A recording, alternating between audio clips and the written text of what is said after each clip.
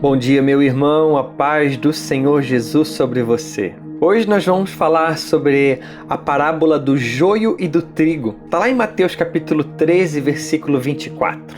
Fala assim: Jesus lhes contou outra parábola dizendo: o reino dos céus é como um homem que semeou a boa semente em seu campo.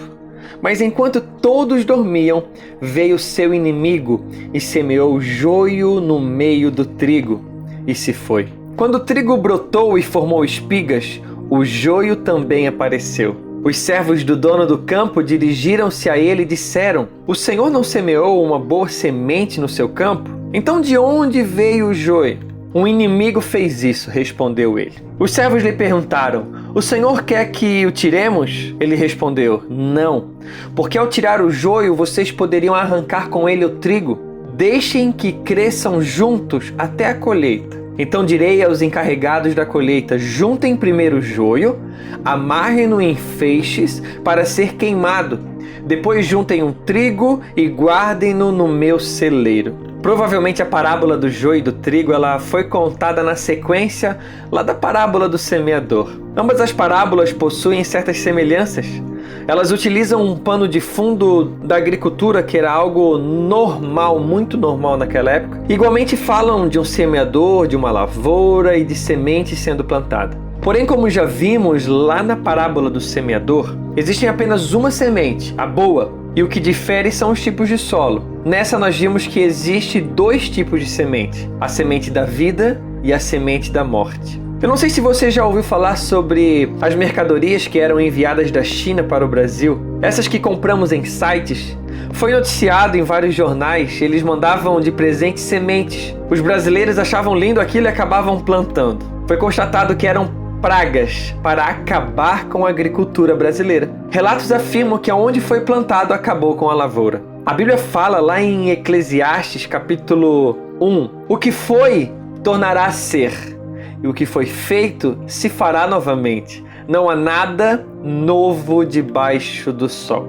Eu quero ressaltar alguns pontos importantes nesse texto. O joio ele foi plantado no momento onde o semeador ele estava dormindo. Isso não é uma via de regra. Embora na maioria das vezes o inimigo ele lança sua semente em momentos que estamos com a nossa guarda abaixada. Somos atacados quando deixamos de buscar o verdadeiro evangelho e o poder de Deus. Em Atos 20, 29 fala assim, Paulo está falando, tá? Eu sei que depois da minha partida, lobos ferozes penetrarão no meio de vocês e não pouparão o rebanho. E dentre vocês mesmos se levantarão homens que torcerão a verdade a fim de atrair os discípulos. Cuidado com os falsos profetas. Eles vêm a vocês vestidos de peles de ovelhas, mas por dentro são lobos devoradores. Está lá em Mateus capítulo 7. O trabalho do apóstolo Paulo é doutrinar o povo de Deus, enraizar, a fim de que quando se levantavam homens para lançar sementes para destruir o verdadeiro evangelho, as pessoas estivessem vacinadas e convictas da palavra de Deus. Portanto, assim como vocês receberam a Cristo Jesus, o Senhor, continuem a viver nele, enraizados e edificados nele, firmados na fé, como foram ensinados, transbordando de gratidão. Está lá em Colossenses 2. Assim como o joio cresce, o trigo também cresce. Por isso o trigo ele precisa ter certeza em quem ele tem crido, para que não seja enredado e no final seja arrancado juntamente com o joio, por não produzir frutos. A maior diferença entre o trigo e o joio é no final de tudo, quando está pronto para a colheita, pois o trigo produziu frutos e o joio não. Sabe qual é a função do joio, meu irmão? É atrapalhar o trigo.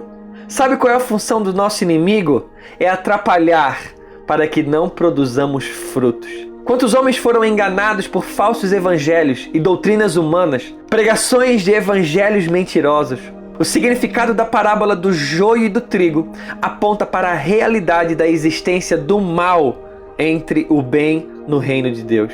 Em determinados estágios, o mal ele se alastra de uma forma tão sorrateira que é praticamente impossível diferenciá-lo.